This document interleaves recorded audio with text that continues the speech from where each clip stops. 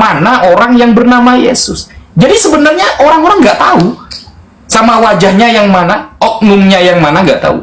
Makanya nanti kita akan buktikan bahwa Islamlah yang sebenarnya benar-benar memuliakan sosok Yesus atau Nabi Isa alaihissalam tanpa menuhankannya. Mungkin sekian mukadimah dari saya. Terima kasih teman-teman, terima kasih ya. Baik, saya tanggapi ya, saya tanggapi. Baik, ada satu poin yang ingin saya garis bawahi ya, bahwa ada kata-kata mereka betul-betul tidak yakin. Nah, sebenarnya modal umat muslim ketika membahas tentang penyaliban ini kan hanya satu ayat itu, surat An-Nisa ayat 157. Wa qaulihim, dan karena perkataan-perkataan mereka, inna qatalnal masih, sesungguhnya kami telah membunuh al-masih, Isa bin Maryam, Isa putra Maryam. Nah, di sini kan kata kuncinya kan, wa ma qataluhu wa ma salabuhu walakin syubbiha lahum. Ya kan? Nah, kemudian yang menjadi titik poin yang disampaikan oleh Gus Wapi tadi, mereka tidak betul-betul yakin.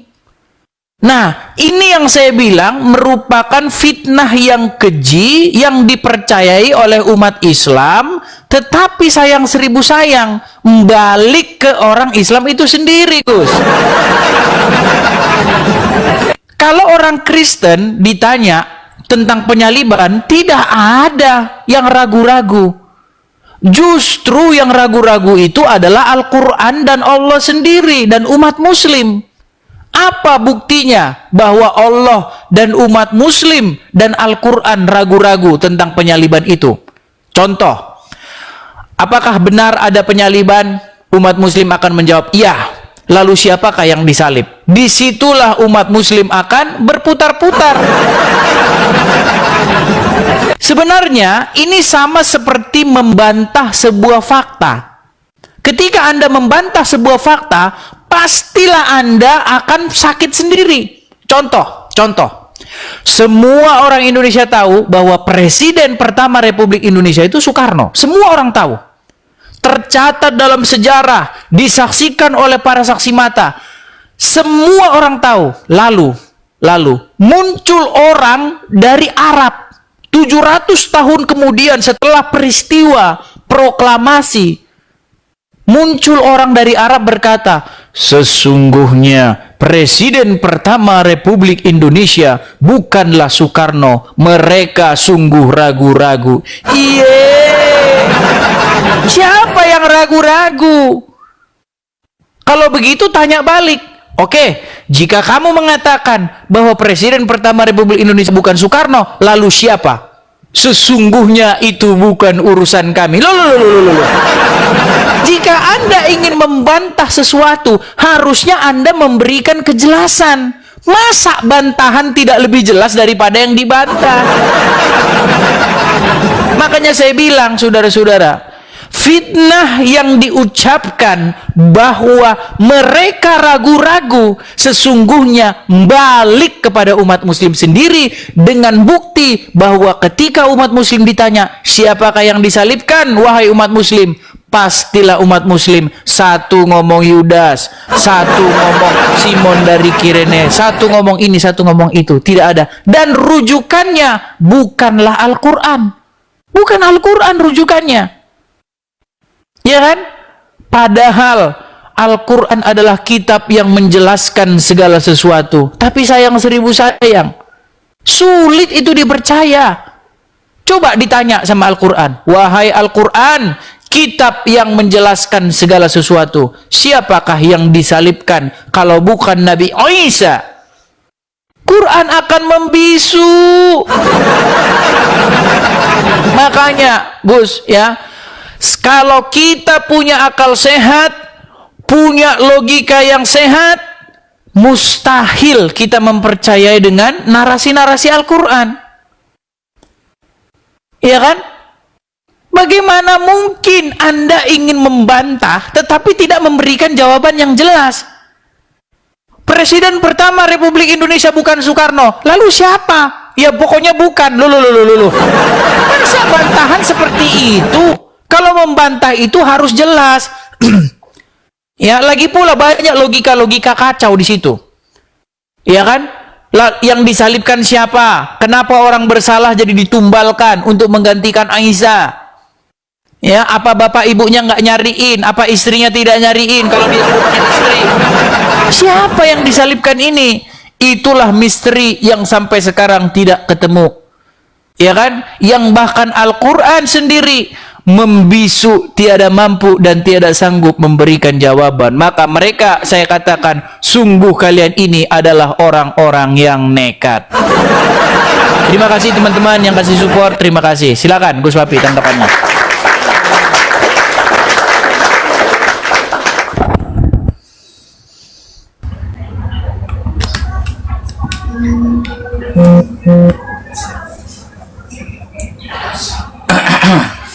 Oke, bismillahirrahmanirrahim. Saya harap nanti ya Mas Edis bisa menyampaikan data ya, bukan hanya framing semata untuk memuaskan semua mata tanpa ada dalil yang dibaca.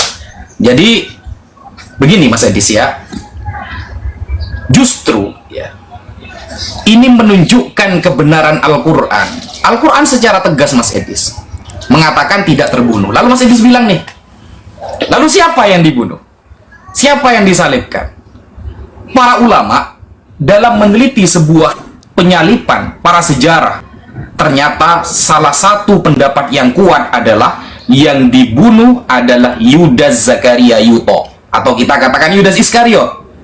Nah, apa yang saya sampaikan ternyata termaktub di dalam kitab suci Anda. Bahkan tidak semua Kristen teman-teman, kitab suci mereka ternyata sepakat bahwa Yesus yang disalib. Gak semuanya. Kita buktikan ya. Ini bukti pertama. Bantah pakai data ya. Bantah pakai data. Jangan cuma ngomong-ngomong aja ya. Ada datanya Mas gitu. Ya. Ini ada sebuah buku Mas ya. Bukan karya Islam ini. Ini karya orang yang jauh ilmunya di atas Mas Edis ini.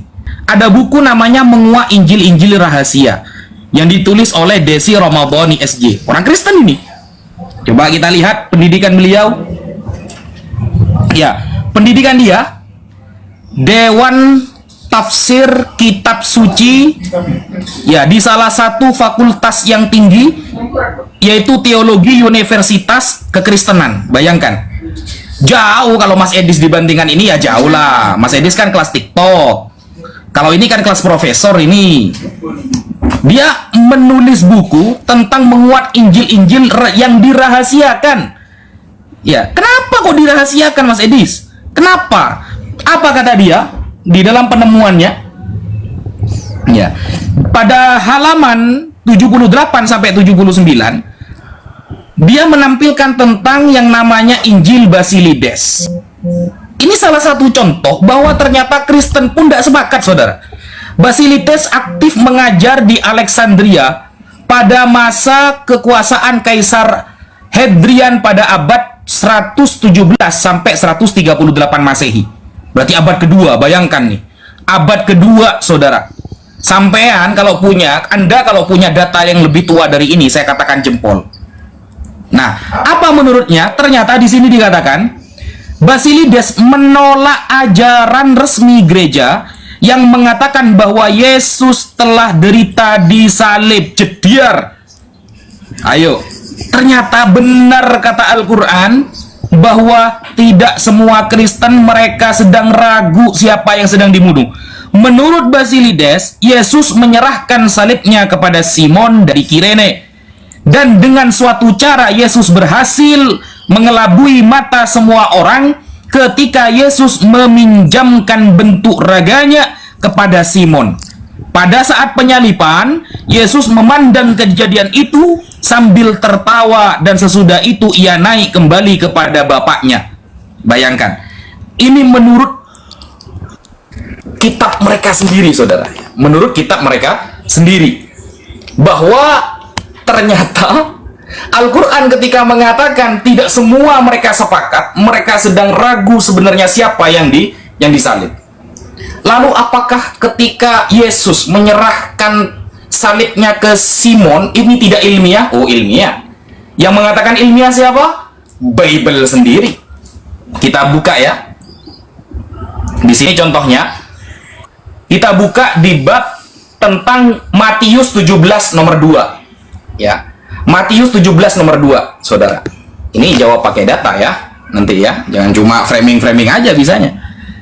Matius 17 nomor 2. Lalu Yesus berubah rupa, bayangkan. Wajar pendapat Basilides mengatakan bahwa Yesus tidak disalib, dia punya kekuatan berubah rupa. Di depan mata mereka wajahnya bercahaya. Bukan hanya di Matius. Narasi ini juga diulangi oleh Markus 9 nomor 2. 6 hari kemudian Yesus membawa Petrus, Yakobus, dan Yohanes, dan bersama-sama dengan mereka ia naik ke sebuah gunung yang tinggi. Yesus berubah Baik, rupa. waktu sudah habis Gus Wapi. Kita dengarkan ya jawaban. Baik, saya tanggapi ya. Ya, pertama lagi-lagi kita kecewa ya dengan Gus Wafi ya. Sayang, seribu sayang ini Gus Wafi. Kita harap nih Gus Wafi memberikan jawaban dari kitab yang maha sempurna, kitab yang menjelaskan segala sesuatu. Tapi sayang, yang dikutip malah buku karangan-karangan. Ini bagaimana ini Gus Wafi? Saya Kristen, Anda Islam. Yang menjadi otoritas di dalam kekristenan, iman kekristenan itu Bible, the Holy Bible, bukan buku karangan orang. Ini bagaimana Gus Wafi? Yang menjadi otoritas di dalam agama Islam itu Al-Quran. Bagaimana mungkin kitab yang menjadi otoritas tidak dipakai di sini? Gitu loh. Menurut Al-Quran ya, mereka ragu-ragu yang disalibkan itu bukan Isa. Al-Quran tidak memberikan jawaban siapa yang disalibkan menggantikan Isa. Tadi Uswapi mengatakan menurut pendapat ulama yang disalibkan itu adalah Yudas Iskariot. Tapi mengutip lagi di buku lain yang disalibkan itu Simon dari Kirene. Yang mana? Yudas Iskariot sama Simon dari Kirene itu beda. Yudas Iskariot itu salah satu murid bendahara, yang menjadi bendahara, yang menjadi pengkhianat karena dia mencuri. Dia itu seorang pencuri. Ya kan? Dia sering menggelapkan uang pelayanan itu. Ya kan? Karena memang motivasinya Yudas ini itu memang sudah lain. Sekalipun nanti di akhir ayatnya dia mengalami penyesalan. Nah, kemudian Simon dari Kirene itu yang membantu Yesus mengangkat salib itu karena tidak kuat. Ada seseorang yang pulang karena waktu itu kan hari raya besar Paskah. Jadi semua orang pulang dari perantauan, orang-orang Yahudi dari seluruh dunia pulang, termasuk Simon dari Kirene, dia orang Mesir itu. Pulang dia ke Israel untuk merayakan Paskah. Nah, dia disuruh membantu mengangkat salib, bukan dia jadi disuruh makan. Aduh. Ini gimana Gus Wapi ini yang sangat disayangkan? Bagaimana mungkin orang Islam malah lebih ngerti Al-Quran ketimbang Al-Quran itu sendiri? Nah, ngomong-ngomong tentang keraguan-raguan, begini Gus Wapi. Menurut Zakir Naik, ini menurut Zakir Naik nih, ulama kalian, dikatakan bahwa sesungguhnya Isa itu benar-benar naik. Ini pendapat ini dianut oleh Zakir Naik, terus Gus Mendem, tahu kan Gus Mendem ya? Subandi T. Sukaco, ya kan? Ini langsung para apologet kalian aja ini yang saya ngomong. Isa itu benar-benar naik di atas kayu salib. Ya kan? Tetapi dilihat orang, nampaknya dia mati, nampaknya. Tetapi aslinya dia tidak meninggal. Nah, ketika diturunkan dari kayu salib, ternyata dia itu hanya mati suri. Nah, sedangkan menurut yang lain, Islam yang lain, ya kan, yang disalibkan itu orang lain menggantikan Isa. Jadi sesungguhnya Gus Wapi, yang ragu-ragu itu umat muslim sendiri. Makanya saya bilang, ini merupakan fitnah kelas kacangan. Gitu loh. Tapi sayang kalian percaya gitu loh. Tahu nggak fitnah kelas kacangan itu gimana? Presiden pertama Republik Indonesia itu Soekarno. Ada orang bilang, tapi orang dari Arab yang ngomong, 700 tahun setelah peristiwa, bilang begini,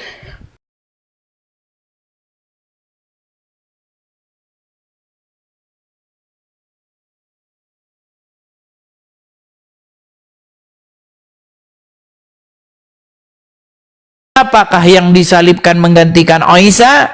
Karena itu penting, karena Anda mengatakan Isa tidak disalib. Tadi kan kita anggap sama lah ini, kita anggap sama Isa dengan Yesus. Nah, terus kalau Yesus tidak disalib, terus siapa dong yang disalib? Apa sulitnya bagi Allah membongkar apa yang benar? Apa sulitnya bagi Allah? Yang disalib itu namanya ini, sesungguhnya ini, kejadiannya begini. Tapi Allah tidak menjelaskan, karena sesungguhnya dia pun bingung. Terima kasih teman-teman. Silakan Gus Wabi.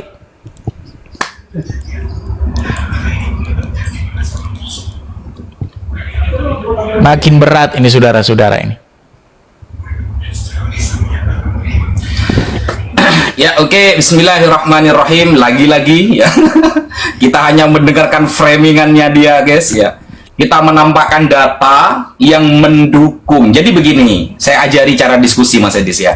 Meskipun Anda 13 tahun mempelajari Al-Quran, sepertinya Anda tidak naik-naik levelnya ini. Gini loh Mas Edis. Dalam perdiskusian, ketika ada sebuah kitab suci yang menarasikan sesuatu, contoh Isa gak disalib, lalu ada kitab suci dari agama lain mendukung, ini keren namanya Mas Edis, gitu loh. Justru ketika sebuah kitab suci mengatakan Yesus disalib, tapi tidak ada dari kalangan kitab orang lain yang mendukung, ini gabrul ngarang cerita namanya ini, gitu loh. Paham tidak? Ada satu kitab suci mengatakan Yesus disalib, tapi nggak ada satupun kitab suci agama lain yang mendukung. Ini namanya ngarang cerita, dongeng, gitu loh. Tapi ketika ada Al-Quran misalnya mengatakan bahwa Yesus tidak disalib, ternyata Injil Basilides mendukung, ternyata kitab Yahudi mendukung. Sekarang saya tanya Mas Edis, Sanhedrin ya, panggilan agung dalam keyahudian, tampilkan kepada saya satu saja hukum tentang tersalibnya orang yang mulia dalam keyahudian. Kalau ada, saya akan berpendapat bahwa Yesus ternyata disalib. Buktikan kepada saya ya, dalam literasi Yahudi sekelas Sanhedrin loh ya, sekelas Sanhedrin waktu itu ingin menyalibkan Nabi Isa. Ini kan cerita ngarang namanya. Kenapa saya katakan ngarang? Tidak ada hukum salib dalam literasi Yahudian. Coba sampai buka Tanakh, Talmud, dan kitab-kitab yang lain dalam literasi Yahudi. Pernah nggak mereka menghukum seseorang dengan cara disalib misalnya? Pernah nggak? Nah, itu namanya diskusi. Tapi jawab ya nanti ya. Jawab. Saya minta mungkin sampai tahu dalam literasi keyahudian, Talmud kah, Tanakh kah, bahwa mereka pernah menyalib orang yang bernama Yesus. Kalau nggak ada, berarti kitab Anda ngarang, saudara. Ngarang berarti. Tampilkan datanya kepada saya. Kenapa? Kalau ada kitab suci mengatakan tersalib, tidak ada kitab suci yang lain mendukung, itu namanya ngarang. Tapi kalau ada kitab suci mengatakan tidak tersalib, dibuktikan oleh kitab suci yang lain yang beda agama, itu keren namanya saudara. Allah tidak perlu menjelaskan itu. Kenapa? Gak penting. Kenapa saya katakan gak penting? Quran dan Bible itu berbeda. Quran itu singkat, padat, jelas, benar. Bukan kitab sejarah. Ngapain? Karena Allah ketika menceritakan surah An-Nisa ayat 157, tujuannya Allah untuk meneguhkan hati Nabi Muhammad dan telah tercatat dalam Al-Quran. Wa kullan naqussu 'alaika min amba'ir rusul ma nuthabbitu bihi fu'adak. Cerita para rasul terdahulu seperti Nabi Isa waktu disalib dan ternyata dia tidak disalib untuk meneguhkan hati Nabi Muhammad. Ada di Al-Qur'an tujuannya. Kenapa gak disebutkan semua? Bible Perjanjian Baru ya, jangan nyomot-nyomot kitab Yahudi. Kalau memang Yahudi tidak mengakui, tidak bisa Anda menampilkan. Ada nggak kitab suci agama lain yang membenarkan tentang adanya hukum salib di dalam literasi Yahudian? Saya tunggu ya data itu ya. Apakah di Talmud ada misalnya, atau di dalam Sefer atau Safarul Khuruj, Safarul Takwin, di dalam kitab-kitab Musa, Torah, adakah mereka pernah menyalib orang yang bernama Yesus pada 2000 tahun yang lalu? Kalau nggak punya data ya, kalau nggak punya data, cuma framingan, berarti Anda 13 tahun belajar menjadi seorang pendebat jauh-jauh sampai ke Amerika, gak ada gunanya, saudara. Gak ada gunanya berarti. Ya kalau cuma framingan, siapa yang tidak bisa? Kehebatan sebuah diskusi ketika pendapatnya didukung oleh orang yang tak sama imannya dengannya, itu keren namanya, keren. Makanya Al-Quran untuk menyebutkan siapa yang disalib, karena tujuan Quran meneguhkan hati Nabi Muhammad, bukan sedang menceritakan kitab sejarah. Kalau Bible kan tidak menjelaskan sejarah, tapi sejarahnya diragukan. Itu lebih bahaya, saudara. Itu lebih bahaya. Coba jawab pertanyaan saya. Oke, baik. Saya jawab ya. Iya, ya, saya maklumi lah ya, karena Gus Wapi ini memang debat terbaru ya, bisa dikatakan baru anak kemarin sore lah. Gini loh Gus Wapi, betul yang Anda katakan bahwa di dalam hukum Yahudi nggak ada hukum penyaliban, itu nggak ada.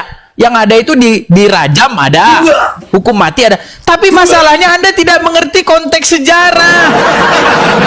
Gini loh, waktu itu Israel itu bukan negara yang merdeka. Mereka bisa menerapkan hukum-hukum mereka, enggak. Israel itu di bawah penjajahan. Hukum yang berlaku, raja yang hukum yang ada itu bukan hukum Israel, bukan hukum orang Yahudi. Aduh. Nih, saya bacakan ya. Kita ke Matius pasal yang ke-26, ke-26 saya bacakan ya. Nih. Bagian yang terakhir ya. Nih, di sini saya katakan nih. Baik, saya bacakan, kita mulai dari ayat yang ke-59 ya. Imam-imam kepala malah seluruh mahkamah agama memberi kesaksian palsu terhadap Yesus supaya ia dapat dihukum mati.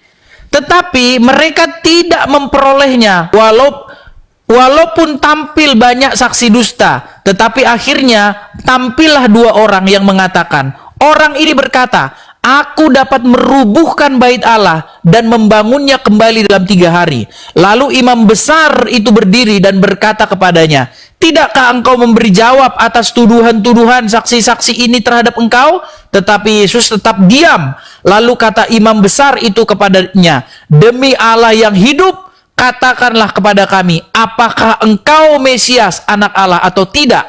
Jawab Yesus, engkau telah mengatakannya. Akan tetapi aku berkata kepadamu, mulai sekarang kamu akan melihat Anak Manusia duduk di hadapan di sebelah kanan yang Maha Kuasa dan akan datang di atas awan-awan di langit.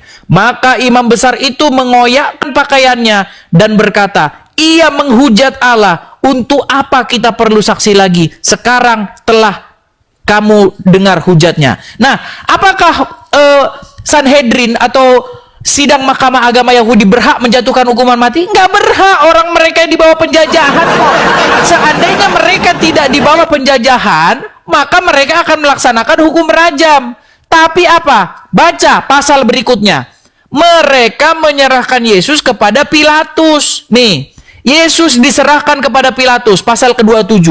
Ketika hari mulai siang, semua imam-imam kepala dan tua-tua bangsa Yahudi berkumpul dan mengambil keputusan untuk membunuh Yesus. Maka mereka membelenggu dia, lalu membawanya dan menyerahkannya kepada Pilatus, wali negeri itu. Nah, dibaca, ya, jadi yang menjatuhkan hukuman penyaliban itu adalah pemerintahan penjajahan. Pilatus. Makanya di dalam pengakuan iman rasuli, yang menderita sengsara di bawah pemerintahan Pontius Pilatus. Gitu loh. Betul yang Gus Wapi katakan bahwa menurut hukum Yahudi nggak ada penyaliban, betul. Tapi masalahnya kan negara Israel pada waktu itu di bawah penjajahan. Sampai kayak negara kita waktu dijajah Belanda, hukum-hukum wilayah nggak ada, yang dipakai hukum Belanda. Gitu loh. Seperti itu. Makanya mereka tidak bisa main hakim sendiri. Karena ada pemerintah penjajah yang punya otoritas di situ. Nah, makanya kalau kita bicara Bible, kita bicara sejarah. Tapi kalau kita bicara Quran, kita bicara mimpi. Kita bicara mimpi dan hayalan. Contoh nih. 700 tahun setelah peristiwa, muncul Muhammad di Arab. Di Arab munculnya, bukan di Israel. Ngomong, sesungguhnya mereka tidak menyalibnya. Mereka tidak membunuhnya, tetapi yang diserupakan. Loh, masa sih pesan dari Allah setelah 700 tahun peristiwa ini tersembunyi, dipercayai oleh banyak orang, 700 tahun lamanya, masa bikin jawaban hanya kayak begitu? Seharusnya Allah itu memberikan jawaban yang tegas dan jelas. Yang disalib itu bukan Yesus, tapi namanya ini, peristiwanya begini, ceritanya begini. Itu baru maha tahu. Kalau begini namanya bukan maha tahu, maha ragu-ragu. Coba, menurut Al-Quran, siapa yang disalibkan menggantikan Isa? Siapa? Nggak jelas. Gimana sih? Melainkan yang diserupakan. Diserupakan gimana? Aduh, berat saudara-saudara. Aduh. Iya, silakan.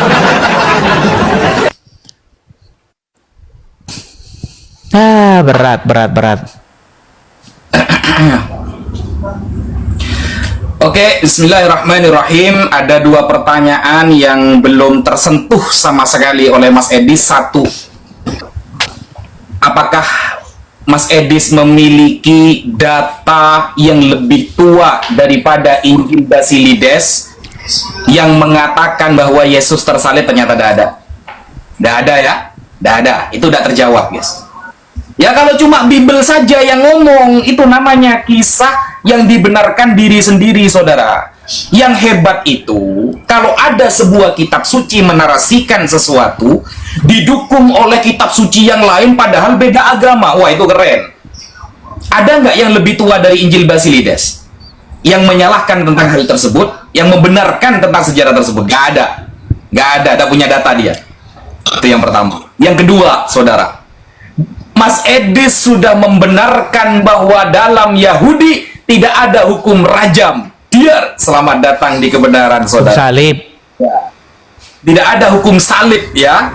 Dan katanya Mas Edis ini, karena itu kepemerintahan Romawi katanya. Coba kita baca ya. Makanya baca Bible itu sampai hatam, Mas Edis. Baca Bible itu sampai hatam. Kalau bisa nanti Ramadan, Mas Edis itu ikut sholat taraweh. Setelah taraweh hataman Bible gitu. Ini ya, kita bacakan ya. Kenapa Yesus itu sebenarnya ingin disalib, ingin dibunuh? Alasannya kenapa? Coba kita lihat di dalam Yohanes 11, 45 sampai 43. Itu kan maksud bahwa Yesus ingin dibunuh. Banyak di antara orang-orang Yahudi yang datang melawat Maria dan yang menyaksikan sendiri apa yang telah dibuat Yesus, percaya kepadanya. Tetapi ada yang pergi kepada orang-orang Farisi dan menceritakan kepada mereka apa yang telah dibuat Yesus. Lalu imam-imam kepala, ini ya, imam-imam kepala Yahudi ini, ya, dan orang-orang Farisi memanggil mahkamah agama untuk berkumpul, dan mereka berkata, apakah yang harus kita buat sebab orang itu membuat banyak mukjizat? Wah, resah nih. Orang Yahudi resah karena Yesus banyak membuat mukjizat-mukjizat.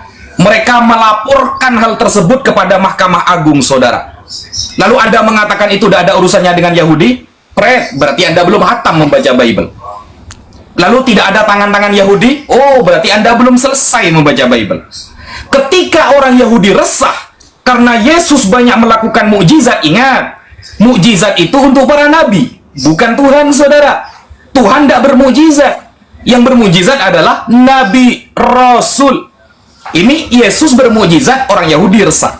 Kemudian, apabila kita biarkan Yesus, maka semua orang akan percaya kepadanya, dan orang-orang Roma akan datang dan akan merampas tempat suci kita serta bangsa kita. Wah, resah nih, takut orang Yahudi. Kalau sampai orang-orang percaya sama Yesus, maka Roma akan merampas bangsa kita. Itu semua rencana Yahudi. Semuanya kaki tangan Yahudi, saudara. Kemudian, di sini, apabila kita biarkan dia, sudah ya. Tetapi, seorang di antara mereka, yaitu Kayafas, imam besar pada tahun itu, berkata kepada mereka, kamu tidak tahu apa-apa, dan kamu tidak insaf, bahwa lebih berguna bagimu jika satu orang mati untuk bangsa kita daripada seluruh bangsa kita ini binasa. Bayangkan, yang pertama kali mengusulkan pembunuhan tentang Yesus adalah orang Yahudi, saudara. Yahudi. Sampai ya, orang Yahudi bersekongkol dengan orang Farisi untuk ingin melanjutkan pembunuhan tersebut. Lalu Anda mengatakan ini tidak ada kaitannya sama Yahudi. Anda belum selesai membaca Bible Anda. Anda belum paham mengenai latar belakang pembunuhannya. Kenapa? Karena kalau kita baca nih ya, kalau kita lihat, karena orang-orang Yahudi sudah resah kepada Yesus, ya, lalu bersekongkol dengan orang Farisi maupun Saduki, maka di dalam Matius dikatakan ahli-ahli Taurat dan orang-orang Farisi telah menduduki kursi Musa. Sebab itu turutilah dan lakukanlah segala sesuatu yang mereka ajarkan kepadamu, tetapi janganlah kamu turuti perbuatan-perbuatan mereka, karena mereka mengajarkannya tetapi tidak melakukannya. Ini semua adalah rencana Yahudi dalam pembunuhan tersebut. Jadi lucu, ternyata ada penyalipan, sedangkan hukum Yahudi telah Anda benarkan, tidak pernah ada hukum salib dalam Yahudi. Gimana? Apakah berarti dia dirajam atau disalib? Mari dijawab, Mas Edis. Baik, saya tanggapi ya. Saya tanggapi. Ya, jadi sayang sekali tidak disentuh oleh Gus Wafi ya, bagaimana statement Al-Quran ya, fitnah-fitnah yang diajukan Al-Quran, fitnah-fitnah kelas murahan tetapi dipercaya oleh umat. Tidak disenggol sama sekali. Padahal saya tadi tidak mengatakan bahwa rencana pembunuhan Yesus itu tidak dilakukan oleh orang Yahudi. Memang imam-imam kepala orang-orang Yahudi, maksudnya di situ merujuk kepada ahli-ahli agama ya, ahli-ahli orang-orang Farisi ya, mereka yang merencanakan pembunuhan terhadap Yesus, betul. Tetapi apakah bisa mereka mengeksekusinya? Tidak bisa, karena mereka itu yang menjalankan pemerintah itu bukan mereka. Gimana sih Gus Wafi ini? Yang menjalankan roda pemerintahan, pengadilan dan lain sebagainya itu pemerintah penjajah. Makanya setelah mereka bermufakat, dibawalah ke Pilatus. Lalu mereka membawa saksi-saksi dusta dengan mengatakan bahwa Yesus ini seorang raja dan ingin melakukan pemberontakan. Tetapi walaupun begitu Yesus diam, dia tidak menjawab apa-apa. Bahkan Pilatus sendiri tidak menemukan kesalahan dalam diri Yesus. Makanya dia ambil air, cuci tangan dia. Aku tidak bersalah atas dosa orang ini. Serahkan kepada kalian, salibkan dia menurut kemauan kalian. Itu. Jadi yang mengeksekusi itu para prajurit Romawi. Mana ada orang Yahudi bisa melaksanakan hukuman mati orang mereka dijajah, gimana sih? Contoh nih, negara kita kalau merdeka, yang melaksanakan hukuman siapa? Polisi, jaksa, hakim. Itu kalau merdeka. Tapi kalau lagi dijajah negara lain, nggak bisa. Yang menjalankan pemerintahan itu pemerintah penjajah. Gimana Gus Wapi ini nggak nyambung-nyambung juga? Nah, kenapa imam-imam kepala, orang-orang ahli-ahli Taurat dan orang-orang Farisi, mereka begitu tidak senangnya dengan Yesus? Pertama, ada banyak alasan. Pertama, mereka mengatakan bahwa Yesus meniadakan hari Sabat, ya kan? Terus sebenarnya bukan itu masalahnya. Masalahnya itu mereka itu takut kehilangan pengikut. Karena apa? Karena Yesus berbicara Tidak seperti ahli-ahli agama dan orang-orang Farisi. Karena Yesus mengajar begitu berwibawa. Banyak orang percaya kepadanya. Yesus melakukan mukjizat, perbuatan-perbuatan yang ajaib. Yesus mengkritik ahli-ahli agama, orang-orang Farisi yang kerjanya cuma duit. Itu yang dilakukan Yesus. Bagaimana mereka merombak bait Allah, bait tempat kudus menjadi tempat jualan, dijadikan bisnis semua sama ahli-ahli agama. Itu yang ingin dihajar, yang ingin dihapuskan oleh Yesus, ingin mengembalikan hukum itu. Makanya mereka marah, mereka tidak senang. Karena apa? Karena orang-orang ahli-ahli ulama, ahli-ahli Farisi, bisnis mereka duit semua. Ya, mereka itu hamba uang semua, para penjahat semua mereka itu. Nah, lalu mereka, karena mereka kan khawatir itu. Banyak narasi dalam Bible dikatakan, bagaimana ini pengikut kita ini? Mereka nanti kalau percaya semua kepada mereka gimana? Terus kalau mereka percaya kalau Yesus itu raja, terus dia mengadakan pemberontakan gimana? Khawatir mereka. Makanya dibaca dulu Gus Wapi, Injil itu dibaca dulu, baru terjun ke dunia diskusi. Sekarang gini aja dah, saya minta satu alasan. Coba, menurut Al-Quran, apa sebab musababnya Isa ingin disalibkan atau ingin dibunuh oleh orang-orang Yahudi? Tunjukkan ayatnya di dalam Al-Quran. Apa penyebabnya mereka ingin menyalibkan Isa? Ya kan? Nah, kemudian dikatakan mereka tidak berhasil membunuh Isa. Coba jelaskan menurut Al-Quran, siapa kalau begitu yang digantikan untuk menyalibkan Isa? Menurut Al-Quran, jangan menurut ini. Makanya kalian tidak percaya dengan Al-Quran. Kalian nggak percaya bahwa Quran itu lengkap, menjelaskan segala sesuatu. Katanya penyempurna. Masa sempurna tapi nggak bisa menjelaskan? Itu namanya bukan sempurna, tapi semprulna. Bukan sempurna namanya. Ketika Anda katakan Quran kitab sempurna, tapi Anda tidak mampu menjelaskan siapa yang disalibkan menggantikan Isa, ganti kata sempurna itu menjadi kitab yang semprulna. Ya, seperti itu. Coba fokus ke situ Gus Wapi. Yuk, silakan.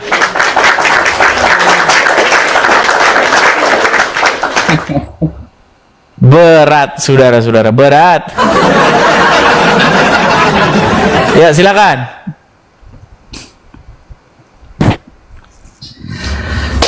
Oke, bismillahirrahmanirrahim. Saya kira Mas Edis akan menampilkan sebuah data, guys. Ya. Dia selalu menuntut data, padahal dari awal ada beberapa data yang sudah saya ungkapkan, yang sudah saya tampilkan, ya. Data sudah saya tampilkan. Ternyata Mas Edis alasannya tetap saja. Data sudah ada di dalam kepalanya, makanya songkoknya sampai berwarna merah itu, sudah panas datanya itu. Ya, kenapa? Karena begini Mas Edis, ya. Kalau ngomong tanpa data itu susah. Itu kan tafsiran Anda itu. Itu penjelasan tafsir Anda itu. Sedangkan saya dari tadi membaca ayat. Ya, membaca tentang penulis-penulis terkenal dari kalangan kekristenan. Lengkap referensi saya. Referensi Anda mana? Ada di otak. Berarti Anda sedang memposisikan diri Anda sebagai penafsir berarti. Keren kali kan gitu. Padahal tidak punya jabatan apa-apa, tidak punya titel apa-apa. Lalu mengait-ngaitkan dengan siapa tadi itu? Gus Mendem lah. Apa siapa itu namanya itu pendebat dari India itu? Lupa saya namanya. Zakir Naik. Itu bukan ulama. Zakir Naik itu bukan ulama itu. Itu bukan ulama. Ulama tidak seperti itu kelasnya, gitu loh. Ulama itu harus paham ilmu tafsir, ilmu hadis, kemudian ilmu balaghah, ilmu nahwu shorof. Itu bukan ulama. Jadi yang saya kutip adalah para profesor doktor, yang dia kutip adalah pikiran sendiri. Kan gitu. Ini perbandingan kita data ya. Lalu Anda mengatakan, kenapa sih Nabi Isa itu kok sampai mau dibunuh oleh orang-orang Yahudi? Bukan disalibkan ya, karena ternyata Al-Quran menarasikan tidak disalib, tidak dibunuh. Semua, ini ya, ingat ya, semua para nabi yang diutus oleh Allah ketika menyampaikan tauhid agama Allah, maka semuanya akan dibunuh, akan dikejar oleh bangsa-bangsanya karena mereka tidak terima. Dan itu termaktub kok di dalam Bible. Bukan hanya Yesus kok yang ingin dibunuh, bahkan putra dari Zakaria yang bernama Yahya, Kalau kata kitab Anda Yohanes, apakah kemudian dia baik-baik saja? Ya, tidak dibunuh oleh Bani Israel. Bahkan kejadian Baal Peor yang tertulis dalam kitab Anda, semua nabi, ya, semua nabi itu ketika menyampaikan sebuah mukjizat kebenaran, Nabi Musa yang dikejar Fir'aun akan dibunuh oleh Fir'aun. Sebab apa? Sebab menyatakan tauhid, ajaran Allah. Semuanya seperti itu. Ayatnya. Pertanyaan receh itu sebenarnya, pertanyaan receh. Ayatnya Makanya tidak ketika ada. Nabi Isa mengatakan, loh, kok mulai mutus-mutus omongan, ini sudah panas, ini berat, ini ya, berat ini.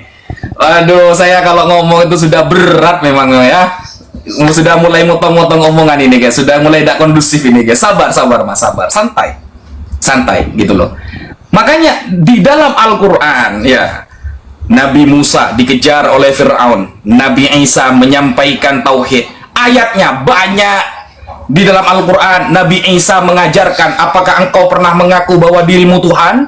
Di dalam Al-Quran, oh tidak ya Allah, saya tidak pernah mengakui diri saya sebagai Tuhan. Nah, itu sudah ada semua. Ayatnya ada, Mas Edis. Yang saya tanya dari tadi, data di luar Bible yang mendukung Anda mana, Mas Edis? Sehingga para ulama ketika meneliti tentang penyalipan di dalam Quran ya, bukan di dalam Bible. Ini saya sampaikan datanya ya. Ini para ulama ketika menyampaikan ini ya tentang di dalam tafsir Mafatihul Ghaib, Imam Fakhruddin Ar-Razi melacak tentang pembunuhan Nabi Isa pada surah An-Nisa ayat 157. Nah, ini nih. Inna tawaturon nasoro yantahi ila aqwamin qalilin la yab'udu ittifaquhum 'alal kadhibi. Ternyata orang Nasrani sendiri tidak punya sanad tentang penyalipan tersebut. Mereka itu bisa jadi berbohong. Kenapa? Karena sampai detik ini bahkan di dalam kitab-kitab Anda sendiri banyak tentang pembunuhan yang gak masuk akal. Contoh ya, saya kasih pertanyaan Mas Edis ya. Saya tanya kepada Anda sekarang. Yudas itu yang benar pembunuhannya digantung atau tercerai-berai perutnya? Atau dia jatuh sendiri? Coba jelaskan kematian Yudas. Kenapa hilang cerita Yudas sebagian? Oke. Akhirnya menang kita poinnya. Setelah dari tadi kita babak belum terus dibikin penggemarnya si Gus Wadi. Ya, udah pusing dia. Oke. Baik, saya tanggapi ya. Sayang seribu sayang nih, sayang seribu sayang.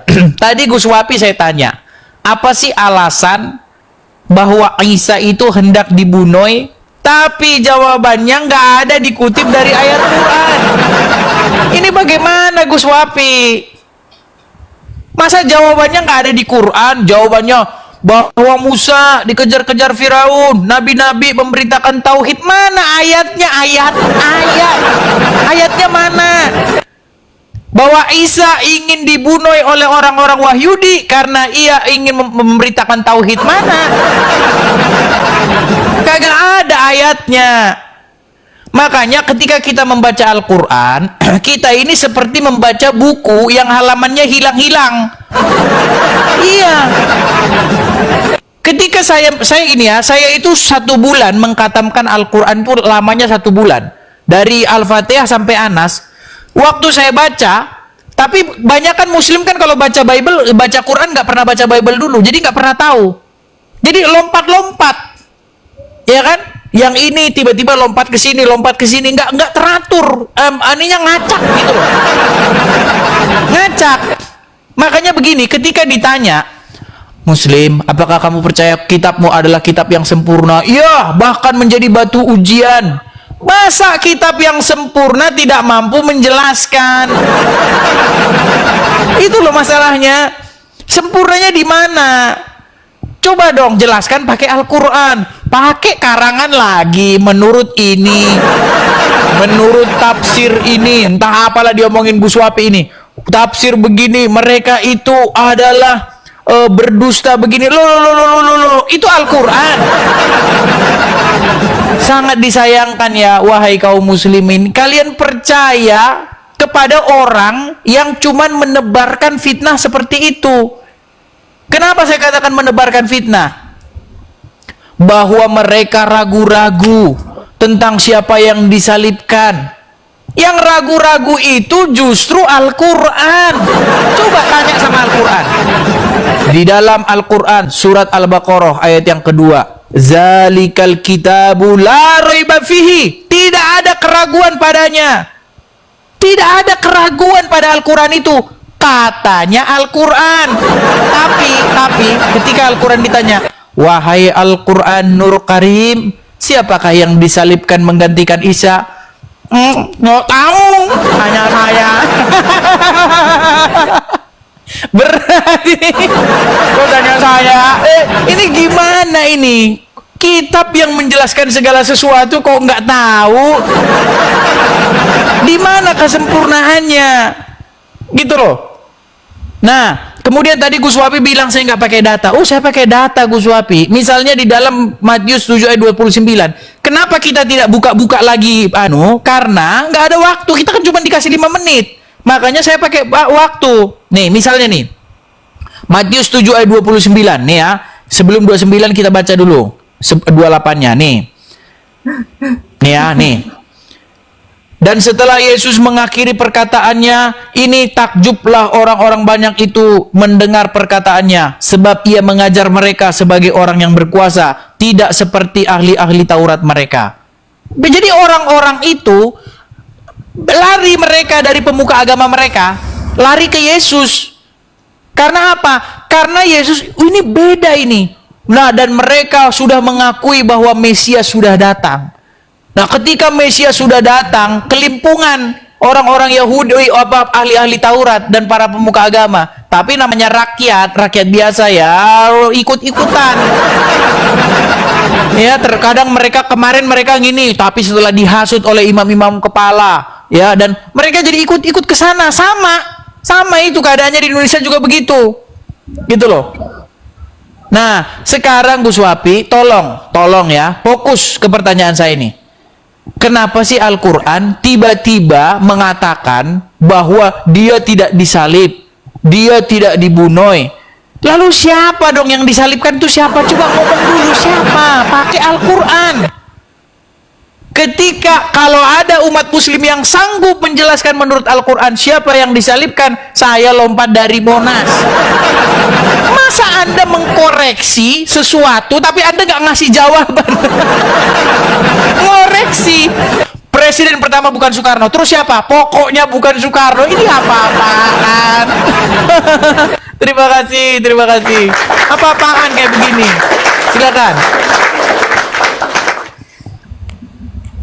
Mau ngoreksi tapi nggak ngasih jawaban.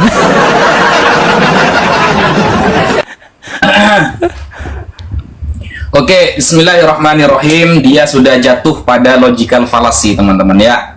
Pengalaman pribadi lalu dikaitkan kepada sebuah penelitian yang telah benar. Itu namanya logical fallacy, Mas. Jadi beberapa pemikiran dalam berdiskusi, saya ajari ya cara berdiskusi. Anda kan tak pernah belajar filsafat kan ya?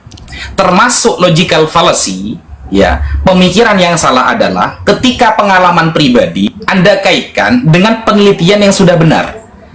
Dari tadi Anda tidak pernah menyentuh penelitian dari Injil Basilides, dari beberapa ayat yang saya sampaikan, tidak ada. Hanya framingan. Ketika saya menanyakan data, Anda mengatakan, oh, data saya ini kan waktunya hanya 5 menit. Padahal saya juga punya waktu 5 menit, tapi saya bisa menampilkan data. Kan begitu. Itu sebuah alasan. Kalau Anda menggunakan Matius tadi, justru menguatkan pendapat saya bahwa ternyata urusan penyalipan yang ada dalam kitab Anda itu semuanya rencana ahli-ahli Taurat, jedar. Itu ahli-ahli Taurat itu. Kalau Roma, contoh sampai tadi mengatakan itu kan kepemerintahannya dipegang Romawi. Loh, tapi pemikiran untuk dibunuh itu dari Sanhedrin. Gimana sih? Romawi itu cuek. Isa mau ngaku Tuhan kek, nah Yesus mau ngaku anak Allah, kayak cuek. Adakah ayat tentang Romawi yang menyangkal kemujizatannya? Adakah tentang Romawi yang ikut-ikut urusan ketika keagamaan Nabi Isa disampaikan? Tidak ada. Karena gak ada urusannya. Romawi gak ada urusannya. Semua yang merencanakan dan yang mengatakan untuk dibunuh adalah dari Sanhedrin, dari ahli-ahli Taurat, gitu loh. Lalu Anda mengaitkan di Indonesia, kan yang eksekusi kan polisi. Lah, yang eksekusi polisi tapi disuruh bosnya seumpama. Ya berarti pembunuhnya adalah bosnya yang utama. Polisi kena juga tapi hukumannya lebih ringan. Karena ada yang nyuruh gitu loh. Masa hukum seperti ini aja Anda tidak paham gitu loh. Berarti benarlah kata Quran bahwa ketika orang Yahudi itu ingin membunuh Nabi Isa memang rencana mereka. Nah, pertanyaan saya gak dijawab sama Mas Edis, guys. Saya heran. Coba berikan saya penjelasan bahwa Yudas itu diulangi 2 kali tentang tema pembunuhannya. Kita akan ketemu nanti bahwa yang terbunuh adalah Yudas, bukan Yesus.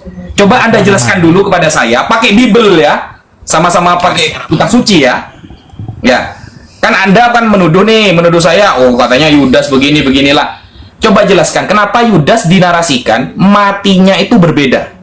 Di 2 kitab ini berbeda. Ada yang bilang digantung lah, ada yang bilang tercerai-berai lah, gitu. Kalau jawaban saya, sudah saya katakan, contoh sampai buka di dalam surah Al-Maidah misalnya. Tentang Yesus, tentang Nabi Isa. Al-Maidah ayat ke-72. Wa qala al-Masihu ya bani Israel, u'budullaha rabbi wa rabbakum, innahu may yusyrik billahi faqad harramallahu alaihi al-jannah wa ma'wahu an-nar wa ma lidh-dhalimin min ansar. Wahai Bani Israel, ya, wahai Bani Israel, Al-Maidah 72, sembahlah Allah saja, Dia adalah Tuhanku dan Tuhanmu. Barang siapa yang syirik kepadanya, maka Allah haramkan dia surga dan Allah halalkan dan Allah masukkan dia ke neraka. Wa ma lidh-dhalimin min ansar. Maka tak ada penolong bagi orang-orang yang zalim. Ketika Nabi Isa berdakwah seperti itu, orang Yahudi menolak dia karena dia tidak bertitel Al-Masih, tidak terima dengan titel Al-Masihnya. Jelas ada ayatnya. Sehingga dalam Maryam ayat 36, Nabi Isa mengatakan, wa innallaha rabbi wa rabbukum fa'buduhu hadza siratun mustaqim. Sembahlah Allah Tuhanku dan Tuhanmu, inilah jalan yang lurus. Maryam 36. Nah, ketika berdakwah seperti ini, membaca Quran itu pakai asbabun nuzul, saudara. Bukan kayak Bible hanya terjemahan lalu Anda bisa menafsiri kemana-mana. Saya dikatakan ikut menurut inilah, menurut itu. Loh, menurut dari saya adalah sekelas profesor. Menurut dari saya adalah sekelas ulama. Anda dari tadi, semua pemikiran Anda asli murni dari diri Anda pribadi. Anda siapa? Profesor kah? Bukan. Pelajar kah? Bukan. Lulus STT kah? Enggak juga. Kalau STT sekolah tinggi teologi, mungkin Mas Edis bukan. Sekolah tinggi Trinitas kan begitu. Entah kalau Mas Edisnya tidak percaya Trinitas. Coba jelaskan pertanyaan saya, kenapa kenapa Yudas dinarasikan matinya berbeda dalam 2 kitab suci? Dijawab. Jawab ya. Baik. Saya jawab ya. Saya jawab. Ya, jadi apa sih logical fallacy itu? Logical fallacy itu kan kesalahan berpikir. Nah, kesalahan berpikir itu ada macam-macam. Dibedakan menjadi macam-macam. Jadi jangan ngajarin saya soal yang begitu, Bu Suwati. Iya kan? Nah, salah satu logical fallacy itu adalah melakukan strawman argumen. Apa itu strawman argumen? Menyerang lawan, padahal lawan itu tidak mengimani sesuatu yang Anda serang itu. Ya, ini lucu. Ibarat kata gini, ya kan? Ada pohon pisang nih, ada pohon pisang. Wah, ini Gus Wapi nih. Udah saya hajar dia kan, udah saya hajar Gus Wapi. Loh, itu pohon pisang, bukan Gus Wapinya. Nah, Anda melakukan serangan terhadap kekristenan tentang sesuatu yang tidak diimani kekristenan. Anda bilang bahwasanya kami orang Kristen tidak percaya bahwa penyaliban itu adalah rencana dari orang-orang ahli-ahli Taurat dan orang-orang Farisi. Betul. Kenapa Anda mengatakan kami tidak mengimani itu? Kami mengimani itu, bahwa penyaliban itu adalah rencana dari maksudnya penghukuman mati itu adalah rencana mereka. Nih, saya bacakan ayatnya, saya bacakan. makanya kalau pakai data dia kan maunya tuh baca-baca begini. Saya kan udah di kepala sebenarnya. Masalahnya Anda ini mau balik-balik lagi, waktu kita nggak cukup. Nih, misalnya ya. Kita dari Yohanes ya, Yohanes 18, saya bacakan. Saya bacakan di sini. Sesudah mengatakan demikian, keluarlah Pilatus lagi mendapatkan orang-orang Yahudi dan berkata kepada mereka, "Aku tidak mendapati kesalahan apapun padanya, tetapi pada kamu ada kebiasaan bahwa pada Paskah aku membebaskan seseorang bagimu." Lihat nih, pemerintahan kan yang menahan, yang memenjarakan orang itu pemerintah penjajah. Nih, maukah kamu supaya aku membebaskan raja orang Yahudi bagimu? Mereka berteriak pula, "Jangan dia, melainkan Barabas." Barabas adalah seorang penyamun. Ke-19-nya. Ya, ke-19-nya.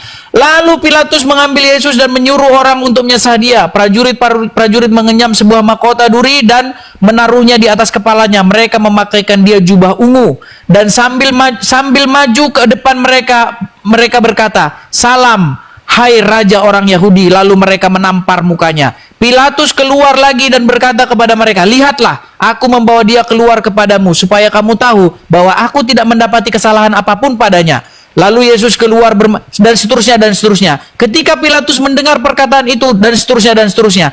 Ini kalau Anda baca, waktunya nggak sempat ini kalau mau baca. Ini panjang sekali, makanya baca dulu, baru naik ke sini. Masalahnya Anda nggak baca dulu gitu loh. Intinya begini, ahli-ahli Taurat, mahkamah agama Yahudi menyerahkan Yesus kepada Pilatus untuk dijatuhi hukuman mati karena mereka tidak punya kuasa untuk menghukum mati seseorang. Yang ada mereka nanti ditangkap sama pemerintah penjajah, main hakim sendiri. Memang orang-orang Yahudi, orang-orang Pilatus dan orang-orang Romawi, mereka nggak peduli itu, ya kan? Mau apa urusan-urusan agama mereka nggak peduli itu, ya kan? Nah, yang dikhawatirkan oleh oleh Pilatus dan mereka adalah pemberontakan. Itu loh. Karena terjadi kegaduhan ini, gaduh. Nah, makanya dituruti. Makanya Pilatus cuci tangan. Saya nggak punya ini ya atas orang ini. Tapi saya serahkan kepada kamu. Akhirnya disalibkan oleh prajurit-prajurit Romawi. Nah, sekarang saya kembali ke kamu ini, Gus. Ya, saya kembali. Jangan kok lari ke Yudas, orang kita bahas Yesus kok gimana sih? Gini loh, Gus. Coba gini, coba. Quran bilang, ini ada kitab nih, ya kan? Ada omongan, bukan dari Israel, ya kan? Bukan dari tempat peristiwa kejadian waktu berperistiwa itu terjadi. Jauh setelah itu, 700 tahun kemudian ngomong, Isa berkata, "Sembahlah Allah Tuhanku dan Tuhanmu." Sejak kapan Isa itu berbahasa Arab? Sembahlah Allah dan Tuhanku Tuhanmu. Sejak kapan Isa mempromosikan Tuhannya orang Quraisy? Gitu loh. Makanya saya bilang, sungguh malang kalian ini percaya kepada kitab yang datang 700 tahun setelah peristiwa. Gitu loh. Sama ngomong gini, Soekarno dulu berkata bahwa jadikanlah orang Arab itu pemimpin, katanya. Dari mana fitnah semua itu? Isi kitab Gus Wapi itu semuanya fitnah. Gitu loh. Makanya tolong tunjukkan kepada saya, menurut kitab Anda, siapa yang digantikan menyalibkan Isa? Gitu. Silakan, yuk. Silakan. Dari tadi nggak ada jawaban ini. Tunggu dulu ya, kena kalau sekarang.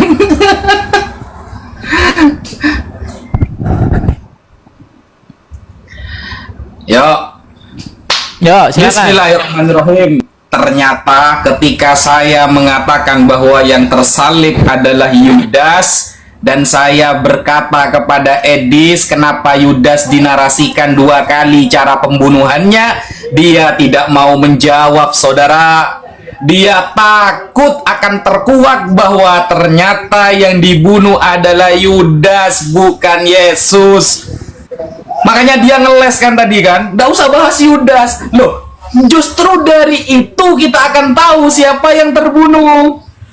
Ini ya, ini bukan kata saya, Mas Edis. Nanti sebelum saya jawab ya pertanyaan Anda ya, bukan kata saya, kata Bible Anda sendiri, kata para penafsir Anda sendiri, sekelas penafsir loh. Ya, penafsir ini ya. Ini ya, cedor kau sekarang ya.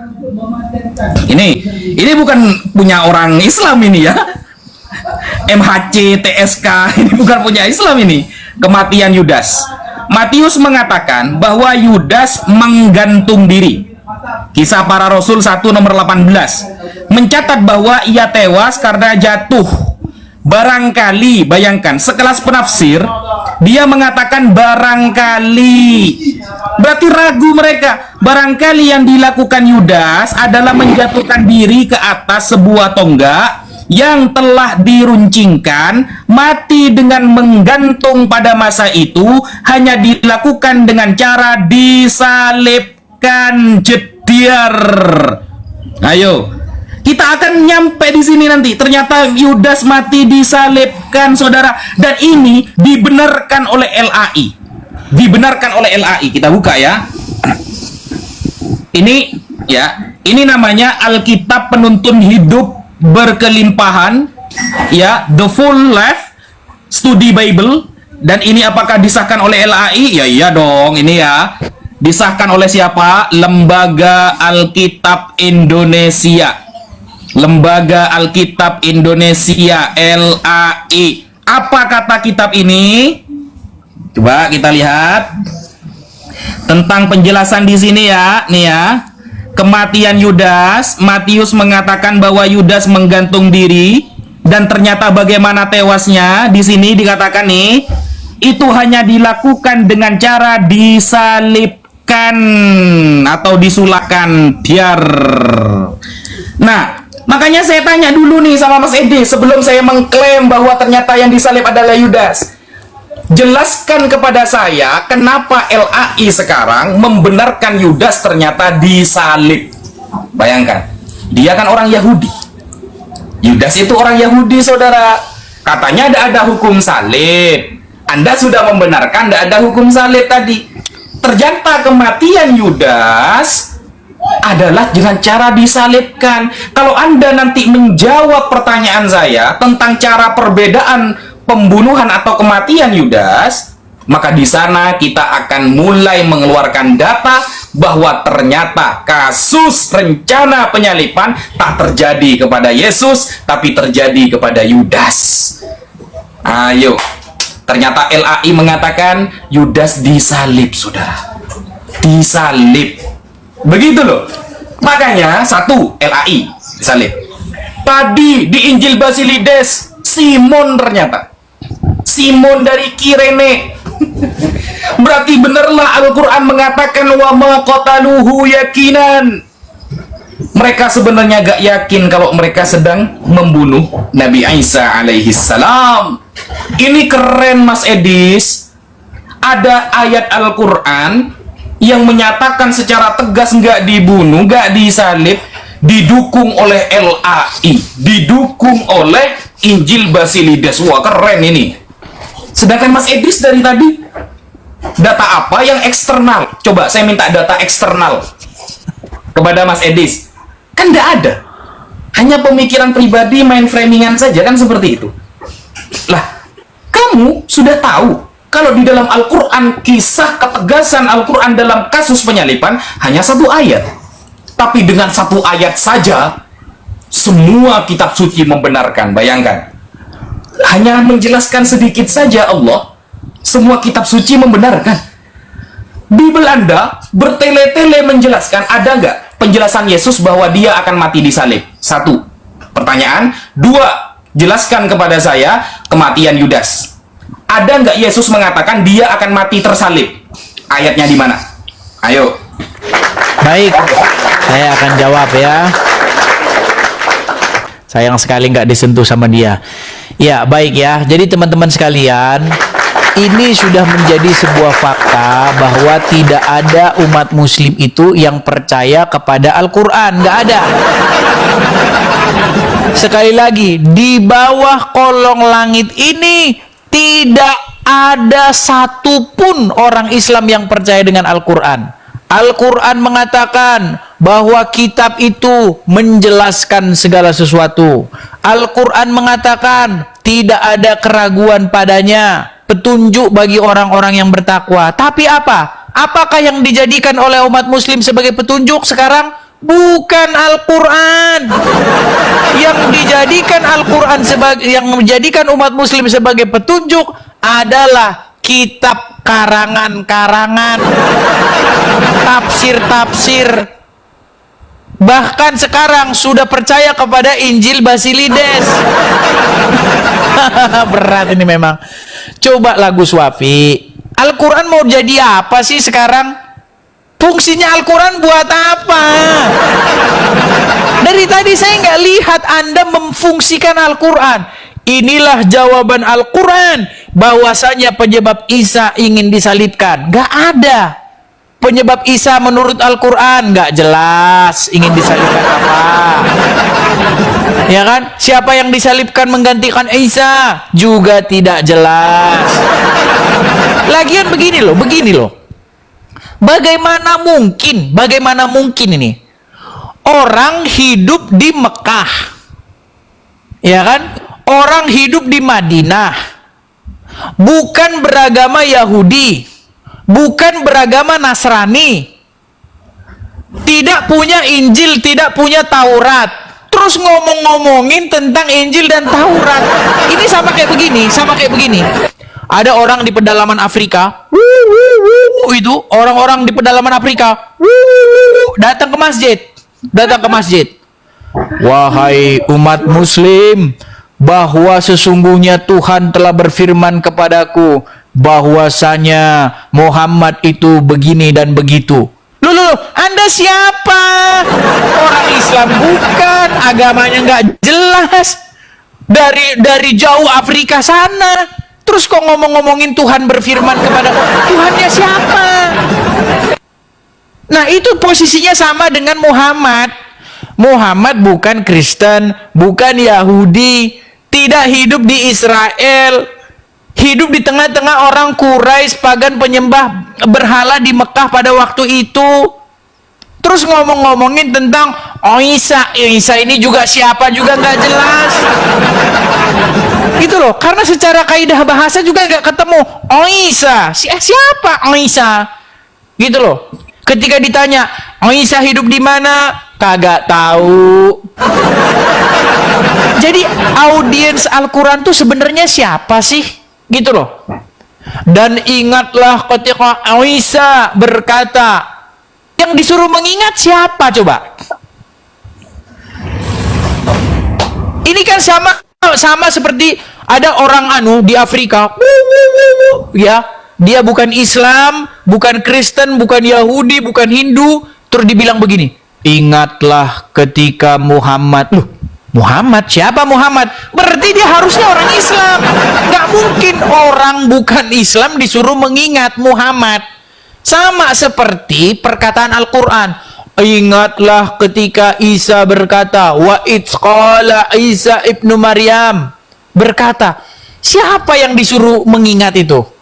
Masa orang-orang Quraisy disuruh mengingat mereka itu bukan Yahudi, bukan Nasrani? Jadi sebenarnya isi Al-Quran itu semuanya janggal semua. Gitu loh.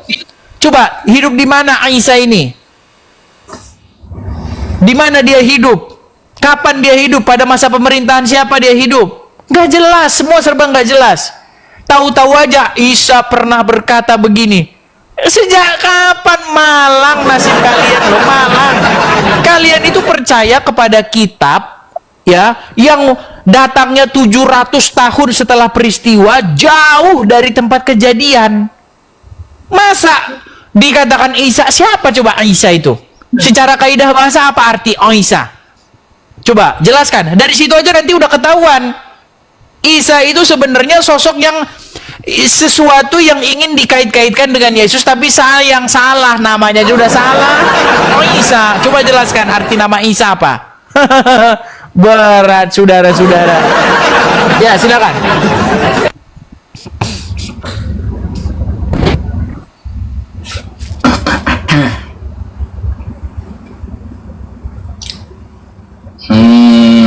Berapa ronde lagi kita nih? Ya, satu kali lagi gak apa-apa, aman. Aduh, Mas Edis. isinya framingan terus. Wah, udah berubah wajahnya dia. Cuma seperti ini saya. Kalau cuma seperti itu, ngapain diskusi Mas Edis gitu loh. Yang pertama, saya minta data yang lebih tua dari Injil Basilides, gak ada. Yang kedua, saya nanya tentang pembunuhan atau kematian ya. Kematian siapa itu? Yudas. 2 kali diceritakan berbeda, gak dijawab juga. Sampai saya menunjukkan karya seorang profesor Kristen loh. Kamu kan mengatakan, ini justru logical fallacy, mengajukan sesuatu yang tidak kita imani loh. Saya pakai punya Kristen.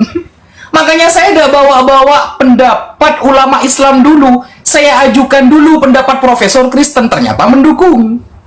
Saya pakai LAI, saudara, Lembaga Alkitab Indonesia, bukan Lembaga Alkitab Bani Israel, bukan. Lembaga Kitab Indonesia.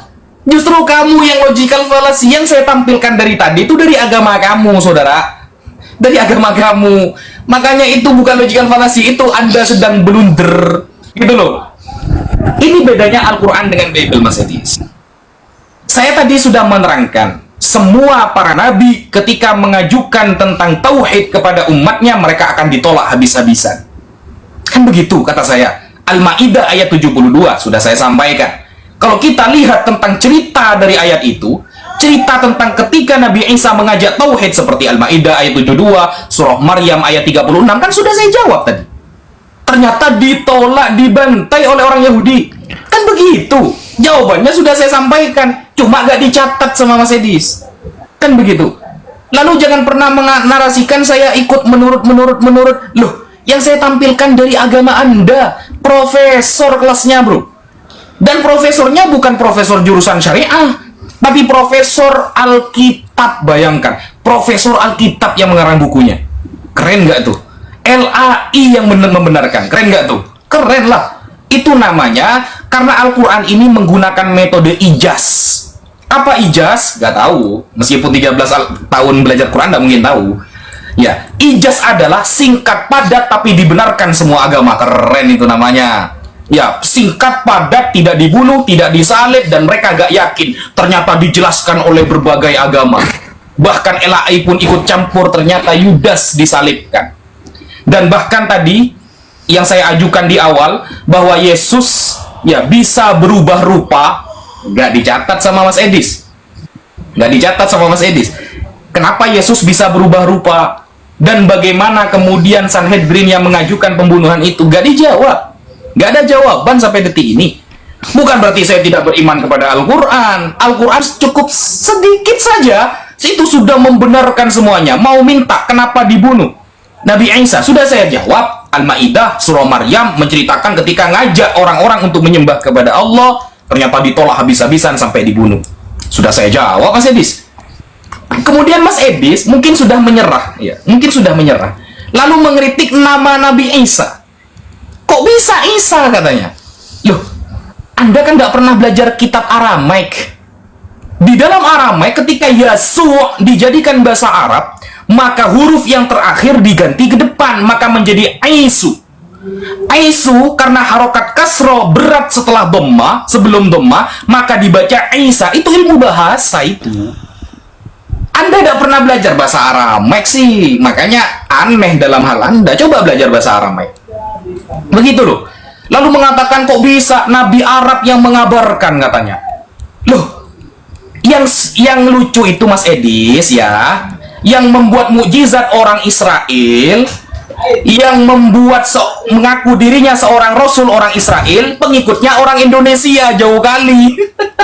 Padahal dia mengatakan aku diutus hanya untuk kepada domba-domba yang hilang dari kalangan Bani Israel.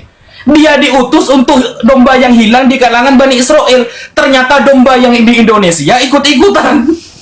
Itu yang susah. Dia diutusnya ke Bani Israel, malah domba yang di Indonesia yang kepanasan. Jadi kalau Al-Quran jelas Nabi Muhammad rahmatan lil alamin, diutus untuk semesta alam. Ada nggak perkataan Yesus diutus untuk semesta alam? Nggak ada. Saya diutus untuk semesta alam? Nggak ada. Makanya orangnya Israel, pengikutnya orang Indonesia. Terima kasih Bang David. Terima kasih Bang David. Wah, akhirnya kalah dia. Oke, sesi terakhir berarti ya. Ya, Tadi kan Gus kedua Wapi ya. yang memulai. Nah, nanti setelah ini baru nanti bagi dua waktunya. Baik. Bagi dua ini ya, bagi dua ya. Bukan, kan tadi kan yang mulai kan Gus Wapi. Oke. Sekarang berarti saya penutupnya, setelah itu baru nanti kita bagi dua. Oke. Jadi begini teman-teman ya. Memang tidak salah ya, seperti guru Gembul yang debat sama Wapi kemarin ya.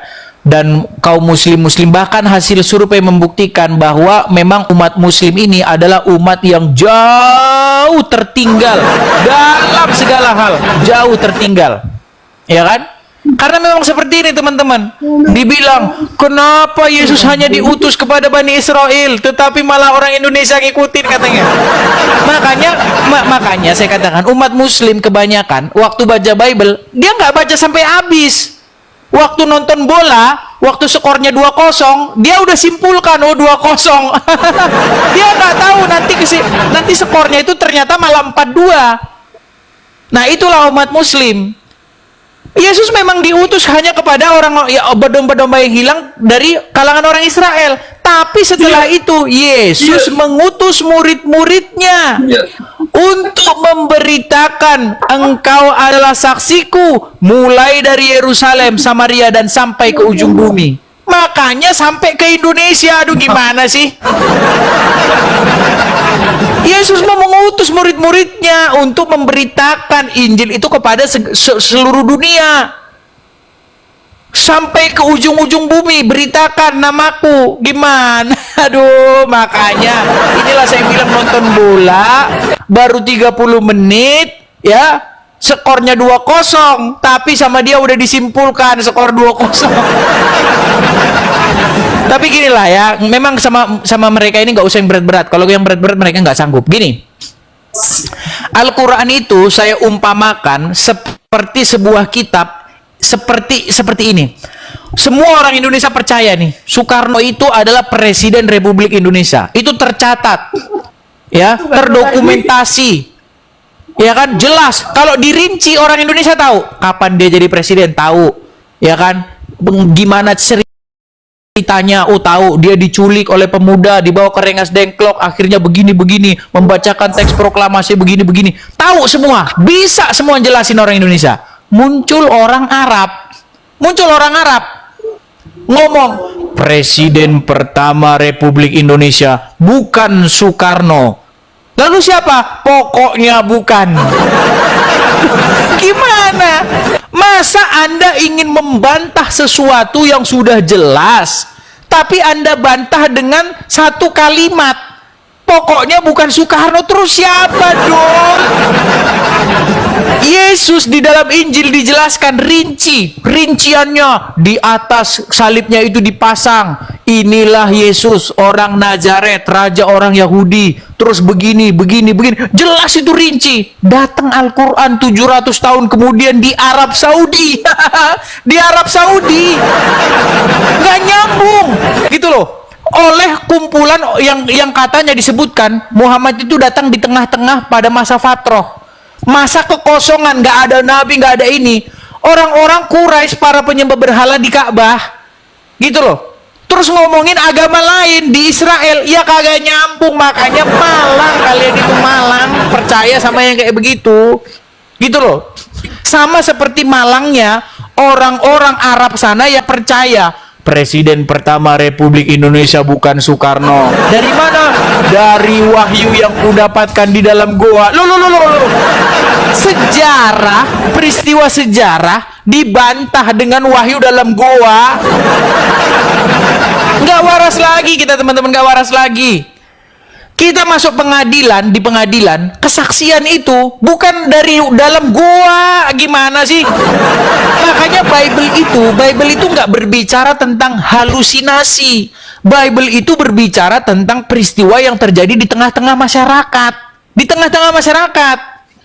Ada orangnya, saksinya orang. Banyak orang, melibatkan banyak orang. Nah, kalau dalam Islam memang lain. Dalam Islam itu memang membicarakan satu orang di dalam ruang rahasia. Muhammad Isra Mi'raj, siapa yang lihat? Kagak ada. Muhammad dapat wahyu di Gua Hiro, siapa yang lihat? Kagak ada. Jadi semua makanya secara logika mustahil kita itu mempercayai Al-Quran, mustahil, gitu loh. Gitu Ustaz Wafi. Jadi intinya tolong Anda renungkan ya, bahwa yang namanya membantah itu harus lebih jelas daripada yang dibantah. Nah, ini Quran Anda nggak jelas, mau bantah penyaliban tapi nggak tahu siapa yang disalib. Silakan 5 menit terakhir, kemudian kita bagi 2. Silakan Bu Wafi.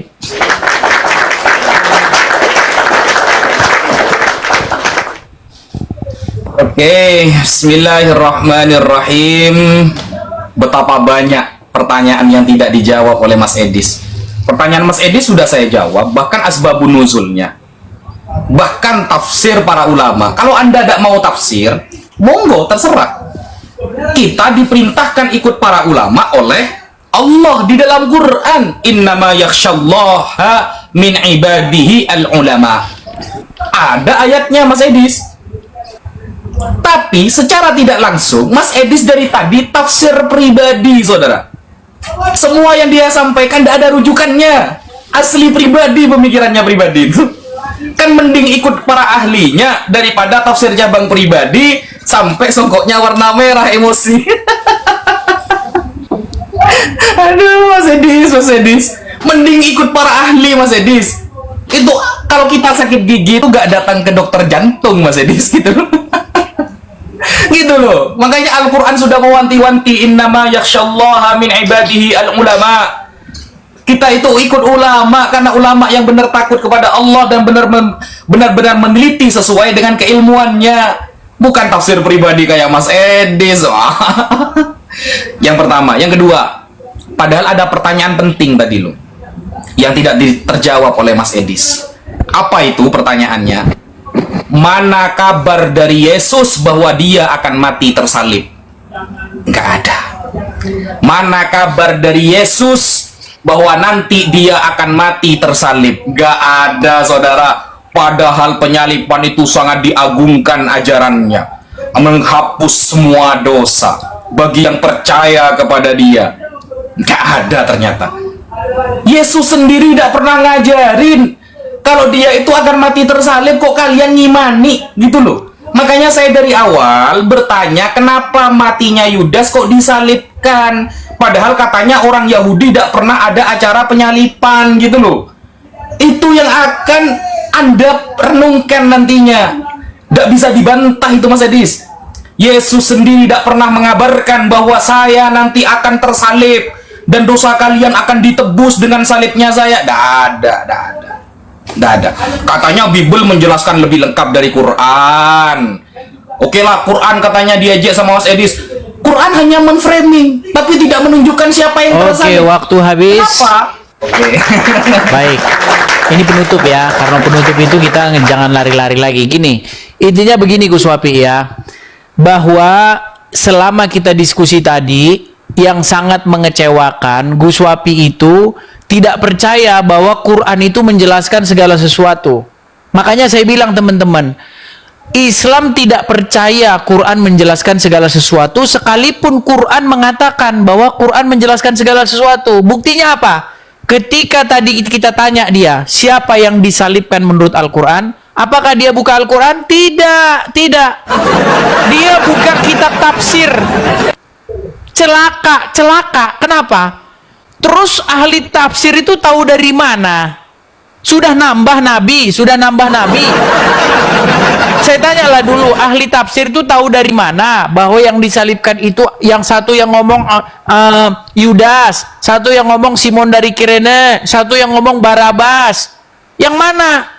Makanya saya bilang teman-teman, umat Islam tidak percaya sama Al-Quran. Mereka lebih percaya kepada kitab karangan-karangan ulama. Makanya apa? Makanya antar sesama ulama mereka baku hantam.